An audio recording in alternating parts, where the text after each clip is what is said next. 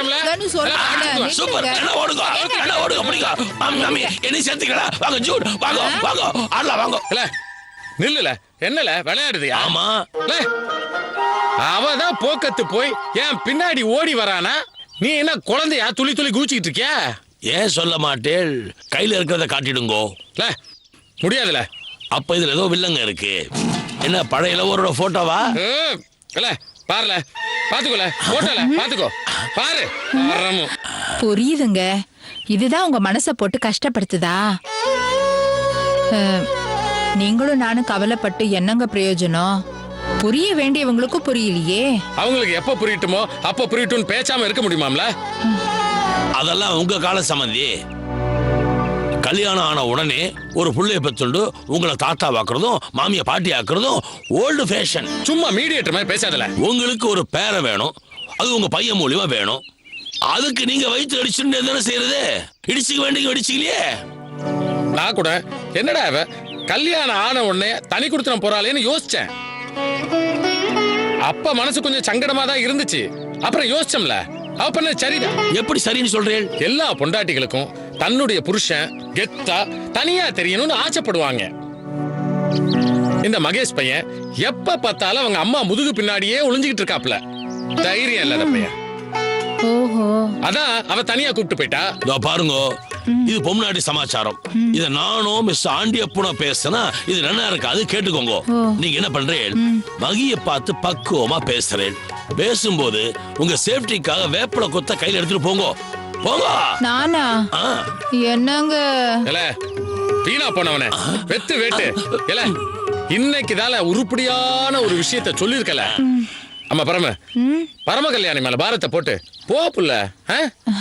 மகேஸ்வரி, உங்க மாமனாரை பத்தி உனக்கு நல்லா தெரியும். எனக்கு கல்யாணம் ஆன நாள்ல இருந்து உங்க மாமாவை நான் கம்பீரமா தான் பாத்திருக்கேன். ஆனா இப்ப அவர் கண் கலங்கி நிக்கிறாருமா.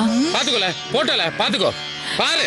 பரமு அட குழந்தை படம். அவர் தாத்தாவாகி பேரம் பேத்திய கொஞ்சத்துக்காக என்ன குழந்தை பத்திக்கு சொல்றாரா? என்ன லாஜிக் இது? இந்த வயசுல நாங்க பொண்ணுக்கோ பொருளுக்கோ ஆசைப்பட்டாதான் தப்பு. பேரம் பேத்தின்னு ஆசைப்பட்டா என்ன தப்பு இருக்கு? உங்களுக்கும் 2 பொண்ணு இருக்குல்ல, அவங்க 2 பேருக்கும் கல்யாணம் பண்ணுவீங்க. அவங்கள குழந்தைய பத்திக்கு சொல்லுங்க, பேரம் பேத்திய கொஞ்சுங்க. யார் வேண்டான்னு சொன்னது? நான் வேணா மாப்பிள்ளை பாக்கட்டுமா? நான் என்ன கேக்குறேன், நீ என்ன பதில் பேசுற? அதுங்க சின்ன பிள்ளைங்கம்மா, படிச்சுக்கிட்டு தானே இருக்காங்க.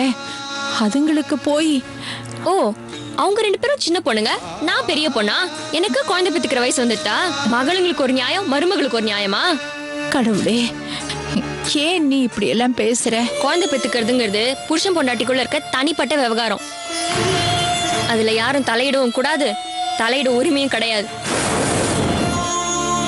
படியேறி வந்து கேட்டது தப்புதான் மகேஸ்வரி. படிச்சவங்க, வேலைக்கு போற பொம்பளைங்க யாருமே குழந்தை பெத்துக்கிறது இல்லையா? வேலைக்கு லீவ் போட்டுட்டு குழந்தைய பாத்துக்கிற பொம்பளைங்களை நீ பார்த்தது இல்லையா? இங்க பாருங்க, நான் மீடியால இருக்கேன். இந்த 1 வருஷம் 2 வருஷம் லீவ் போட்டேனா நான் மீடியால காணாம போயிடுவேன்.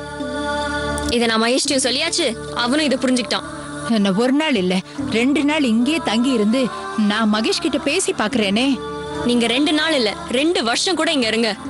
ஆனா குழந்தைய பத்தி பேசுறதா இருந்தா நீங்க போயிடுன்னு சொல்ற. நான் வரேன் மகேஸ்வரி. இது என் பிள்ளைக்காக நான் ஆசையா செஞ்சேன். இத திரும்ப எடுத்துட்டு போனா மனசு வருத்தப்படும். அவன் வந்த உடனே இத அவனை எடுத்து சாப்பிட சொல்லு.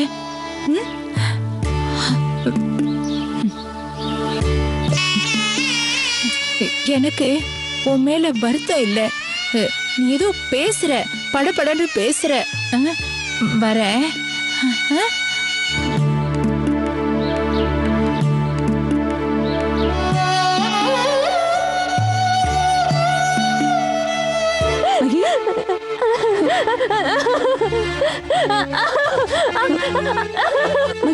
என்னாச்சு? ஏன் இப்படி அழுதுட்டு இருக்க?